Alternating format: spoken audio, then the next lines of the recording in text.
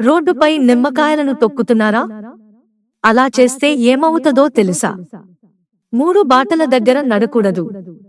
రోడ్డుపై వేసిన నిమ్మకాయలను తొక్కకూడదని, దాటకూడదని మన ఇంట్లో పెద్దలు చెబుతుండటం వినే ఉంటాం. అసలు ఇలా పెద్దలు ఎందుకు చెప్తారో తెలుసా?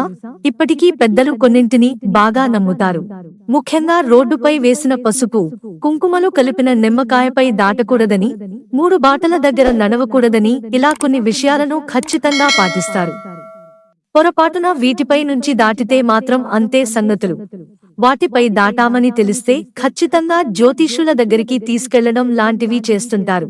అయితే దీని వెనుక ఉన్న కారణం నిమ్మకాయలను, మిరపకాయలను తొక్కడం వల్ల తమకు ఏదో చెడు జరుగుతుందని నమ్మేవారు. ఇప్పటికీ వీటిని నమ్మేవారు చాలా మందే ఉన్నారు.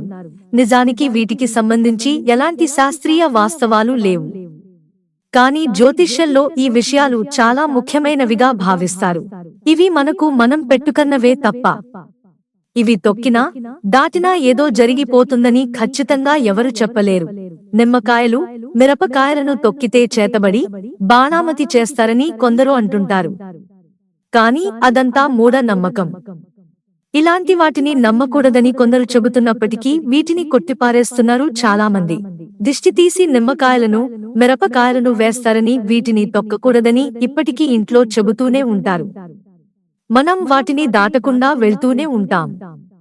అయితే వీటిని తొక్కితే చెడు జరుగుతుందని, మనతో పాటు చెడు ఎనర్జీ వస్తుందని అంటుంటారు. ఊర్లలో అయితే దయ్యం పట్టదని, దయ్యం వెంట వస్తదని చెబుతుంటారు.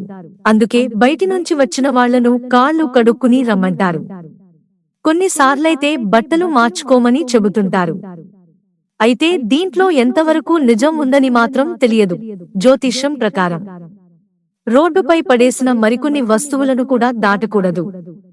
అవి ఏటంటే కాలిన కట్టె, చనిపోయిన జీవి, వెంట్రుకలు, ఆహారం, గాజులు, కుంకుమ, పసుపు, కర్పూరం, నల్ల దుస్తులు, చిరిగిన బూట్లు, నిమ్మకాయ, కారం, లవంగాలు మొదలైన వాటిపై నుంచి నడకూడదంట.